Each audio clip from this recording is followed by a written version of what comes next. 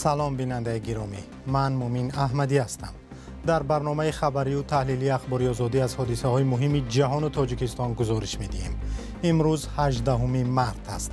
سرخط خبرهای برنامه: ولادیمیر پوتین در انتخابات بحث برانگیز روسیه پیروز و دیگر باره پرزیدنت شد. در تاجیکستان درباره او و همکاری ها چی نظر دارند؟ در تمام دنیا دعوا دارند که ما استراتژیک پارتنر باید خوب شود. مهاجرا اتحاد نصیب می‌بینه لیکن دادگاه عالی تاجیکستان 5 گمانبر در قتل معاون اول رئیس آریان بانک را به حبس ابد محکوم کرد. وکیلان آمریکا گفتند که شبکه اجتماعی تیک تاک خطرناک است و باید استفاده اون در کشور منع کرده شود. برنامه را با خبری از نتیجه انتخابات بحث برانگیز ریاست جمهوری روسیه آغاز می‌کنیم که از قبل غالب آن پیشگویی می‌شد. کمیسیون مرکزی انتخابات روسیه ولادیمیر پوتین پرزیدنت کنونی را پیروز اعلام کرد. بر اساس نتیجه های پیشکی ولادیمیر پوتین در انتخابات پرزیدنتی روسیه زیاده از 87% رأی مردم را به دست آورده است. ناظران خارجی انتخابات روسیه را صحنه‌سازی شده نامیدند. همکارم طاهری سفر گزارش می‌دهد. روز یکشنبه در آخرین روز انتخابات پرزیدنتی روسیه ولادیمیر پوتین رأی رکوردی به دست آورد و ضمن سخنرانی گفت این متحدی به ما امکان می‌دهد در خط جبهه در رشد اقتصاد و هدف‌های اجتماعی فعالیت باثمر داشته باشیم. Мы все одна команда.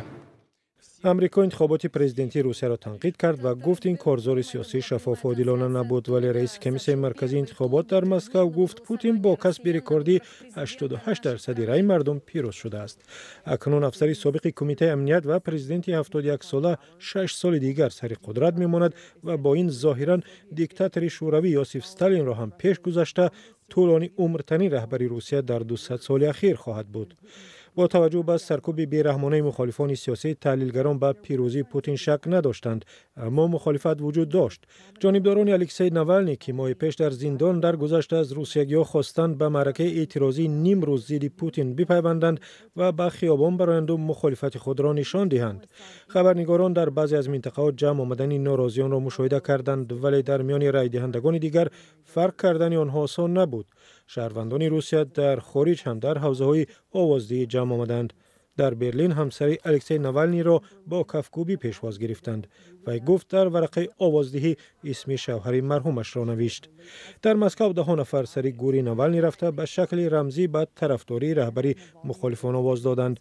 در روزهای گذشته انتخابات هم در روسیه اعتراضهای پراکنده رخ داد. از جمله برخی‌ها به نشان اعتراض حجره‌های رایدهی را آتش زدند و به قوطی‌های آوازدهی رنگ ریختند. بنا به گزارش‌ها روز یکشنبه 10 نفر را در سراسر روسیه بازداشت کردند. انتخابات پرزیدنتی بعد از 2 سال تجاوز روسیه در اوکراین برگزار شد که مرگبارترین نزاع در اروپا پس از جنگ جهانی دوم خوانده می شود. خود پوتین آن را عملیات مخصوص نظامی می نامد. رئیس جمهوری اوکراین ولادیمیر زلنسکی گفت در انتخابات روسیه یگان ذره قانونیت وجود ندارد. در 3 روزی رایدهی هم جنگ ادامه کرد. اوکراین با کارخانه‌های کارکرد نفت ضربه زده منطقه‌های روسیه را تیرباران کرد. پوتین گفت این حمله ها بی جواب نمیمانند. امامعلی رحمان پرزیدنت تاجیکستان صبح امروز پوتین را تبریک گفت و پیروزی او را غالبیت بحث ناپذیر نامید. روسیه میزبانی بیشتر از 1 میلیون مهاجر تاجیک است و دو کشور همکاری‌های زیست دارند. ماندن ولادیمیر پوتین در قدرت برای تاجیکستان چی معنی دارد؟ همکاران ما ارشاد سلیمانی و براد یوسفی این موضوع را پیگیری کردند.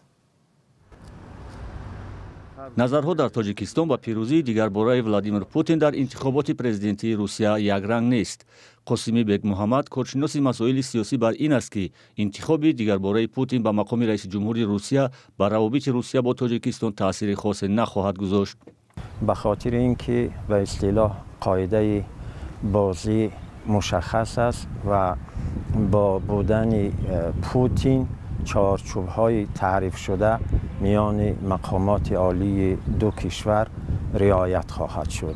قاسمی بیگ محمد در ادامه افزود افغانستان به عنوان تهدید برای کشورهای منطقه باقی خواهد ماند که این فرصتی را برای روسیه در جهت تقویت نفوذ نظامی خود فراهم خواهد کرد.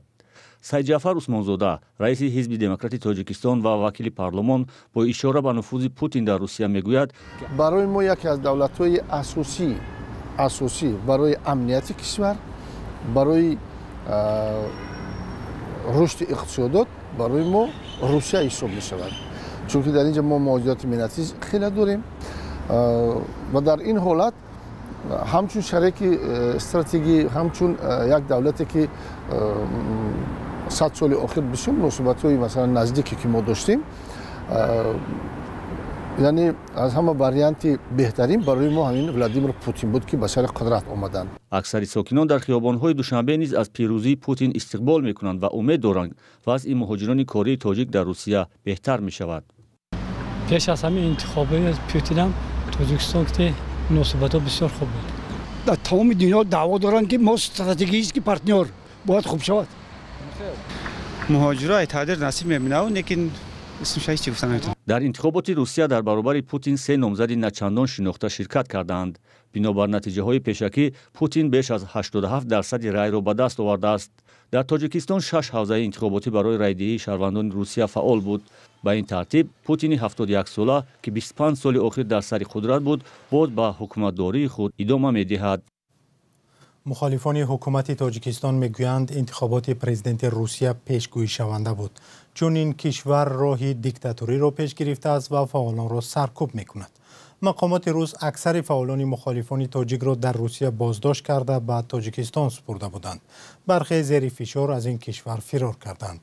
муҳаммад Собири Абдуқаҳор, узви созмони дар Тоҷикистон мамнӯи гурӯҳи 24 ки солҳо дар Русия зистааст, чунин гуфт: و مثل دیگر کشورهای پساشوروی که در اینجا متاسفانه دیکتاتورها حکمرانی میکنن و تا وقتی که این دیکتاتورها هستن، این رژیم ها هستن، البته که همون افرادی که در قدرت هستن همونا پیروز میشن تا دمی که تغییرات همون کشور یک تغییرات داخل نکنند. البته که تغییرات در جامعه باید جامعه دیگر باشد، جامعه یک جامعه دموکراتی باشد و هر یک نفر بتواند که نامزدی خود بگذارد و به یگان تهدید و به یگان ترس با مردم با نفرانی که را انتخاب میکنند صحبت کرده بتواند. در این مورد میتواند که یگان دیگرگونی شود.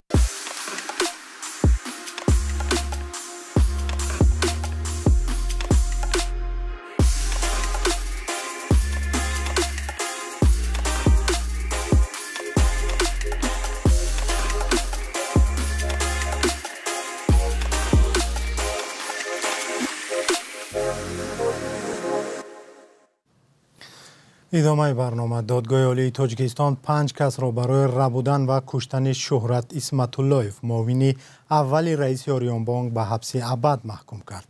ин ҳукм ки вазкунандаи ҳукми қатл аст, рӯзи 18 март дар боздоштгоҳи муваққати Душанбе содир шудааст. рабудан ва қатли Шӯҳрат Исматуллоев ки тобистони соли гузашта сурат гирифт, як ҳодисаи пурсару садо дар ҷомеа буд. ҳамкорам Мирзонабӣ Холиқзод ин мавзӯъро пайгирӣ кардааст. Мирзонабӣ, 5 нафаре ки ҳукми абад гирифтанд кистанд ва афроди дигар чанд соли ҳукми зиндон гирифтанд? салом бинандагони гиромӣ. муъмин ду манбаи аз ҳам ҷудо рӯзи 18 март, яъне ҳамин рӯз ба Радиои Озодӣ гуфтанд ки додрас Дилшод Саидмуродов, ки ӯро бо номи Дилшод СБ мешинохтанд, Қамар Азизов, ки ӯро фармошгари қатл ном бурда буданд, و اکمل احمدов، بختاور سفرов و شاهرخ خوجاев دیگر از شریکان در صادر کردن این جنایت به حبس 1 عمری محکوم کرد. بر اساس حکم دادگاه اموال بعضی از آنها از جمله دلشاد سیدمرادov مصادره می شوند. پیوندان سیدمرادov در صحبت با رادیو آزادی این حکم را تصدیق کردند ولی گفتند از آن ناراضی‌اند. با گفته منابع رادیو آزادی 9 کس دیگر با اتهام‌های گوناگون از جمله خبر ندادن درباره جنایت از 1 تا 8 سال زندانی شدند.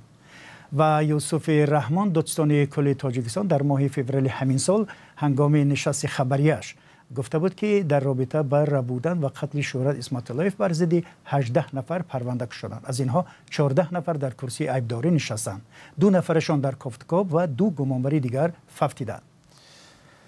میرزانبی، این حادثه که خیلی سر و صدا برپا کرد چی رو نشان داد و آیا همه ناروشنی ها در این پرونده روشن شد؟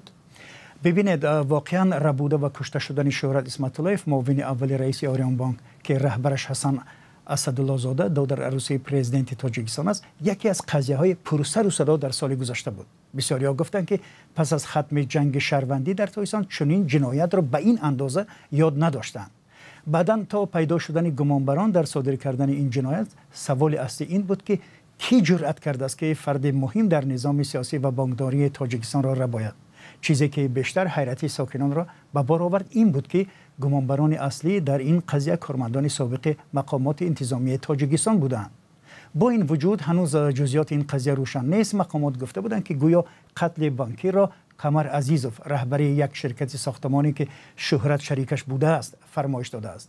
برخی دیگر گفتند که قاتلان می‌خواستند از شهرت بیت کوین یا پولهای رقمی بدزدند. و با وجود اعلان حکم، انگیزه اصلی کشتار ناروشن مانده است. شاید مقامات دلیلی برای حرفایشون داشته باشند، ولی تاکنون واضح این پرونده را شرح ندادند و روشن هم نیست. تشکر همکارم میرزانبی خالقزاد درباره حکم گمانبران در قتل بانکری تاجیک صحبت کرد. یادآور میشویم شهرت اسمت‌اللهیف را تابستان سال گذشته ربوده و سپس کشته جسدش را به دریا انداخته بودند. مجلس نمایندگان امریکا طرحی را قبول کرد که احتمال استفاده شبکه اجتماعی تیک تاک را در این کشور منع کند. تیک تاک را در امریکا بیش از 170 میلیون نفر استفاده می کند. مقامات امریکا میگویند تیک تاک امکان میدهد حکومت چین به اطلاعات خصوصی امریکاییان دسترسی پیدا کند. گزارش صدای امریکا را در این باره همکارم زرنگیز نوروزشاه تقدیم می کند. پس از بحث‌های طولانی، قانونگذاران امریکا طرح قانون را پذیرفتند که تیک تاک را وادار می‌کند برای ماندن در ایالات متحده بایت دنس صاحب خود را دیگر کند. امروز ما پیامی روشن دادیم که هیچگاه به دشمنانمان راه نمی‌دهیم آزادی ما را همچون سلاح استفاده کنند. از این لایحه اکثر قانونگذاران پشتیبانی کردند و بر این نظرند که قانون خطر تیک تاک را کاهش می‌دهد. آمریکایی‌ها باید به خود سوال دهند که می‌خواهند به چین اجازه دهند تا به همه معلومات آنها دسترسی داشته باشد، حق استفاده معلوماتی که از طریق الگوریتم به دست می‌آید پیدا کند، می‌خواهند که به حکومت چین امکان دهند که چنین توانایی داشته باشد. تیک تاک گفت هیچ خطر به امنیت ملی امریکا ندارد، ولی قانونگذاران حرف این شبکه را قبول نکردند. نیت ما این است که تیک تاک فعالیتش را ادامه دهد، ولی نه تحت نظارت حزب کمونیستی چین. چین قبول طرح قانون را محکوم کرد. امریکا هیچ دلیلی ندارد که تیک تاک به امنیت ملیش خطر ایجاد می‌کند، ولی از تعقیب تیک تاک دست نکشیدند. برخی از قانونگذاران و حامیان حقوق بشر میگویند محدود کردن تیک تاک در امریکا دشمنی با آزادی بیان است. هر گونه محدود کردن تیک تاک نه تنها ضد آزادی سخن، بلکه ضربه بزرگ به اقتصاد ملی است. جو بایدن پرزیدنت امریکا گفت اگر سنات این قانون را قبول کند آن را امضا می‌گذارد. جانبداران جو بایدن از اول سال برای به دست آوردن رأی انتخاب کنندگان جوان در انتخابات در تیک تاک تبلیغات براه مانده‌اند. با 5 دانشجوی خارجی مسلمان از جمله یک نفر از تاجیکستان هنگام نمازگزاری در حدود دانشگاه گوجرت در هندوستان حمله شده است. رسانه‌های هند نوشتند که حادثه شام 16 مارس امسال در شهرک دانشجویان روی داد. آسیب دیدگان از تاجیکستان، ازبکستان، افغانستان، آفریقای جنوبی و شریلانکا هستند. 2 دانشجو، یکی از شریلانکا و دیگری از تاجیکستان در بیمارستان بستری شدند. این گروه به خارجیان حمله کرده به طرف آنها سنگ پرتافتند و حجره‌هایشان را ویران کردند. بیش از 20 نفر حمله‌گر بازداشت شده است. در سامانه رادیو آزادی با نام azadi.org و صفحه های ما در فیسبوک و تلگرام، شبکه ایکس و اینستاگرام، یوتیوب و تیک تاک و ادنکلسنی که خبرهای نوی ما رو بخوانید. اگر شما خبری نوی دارید یا شاهد حادثه شدید، بر رقم های رادیو آزادی تماس گیرید.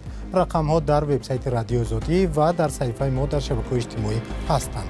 برنامه با پایان رسید. خدا نگهدار.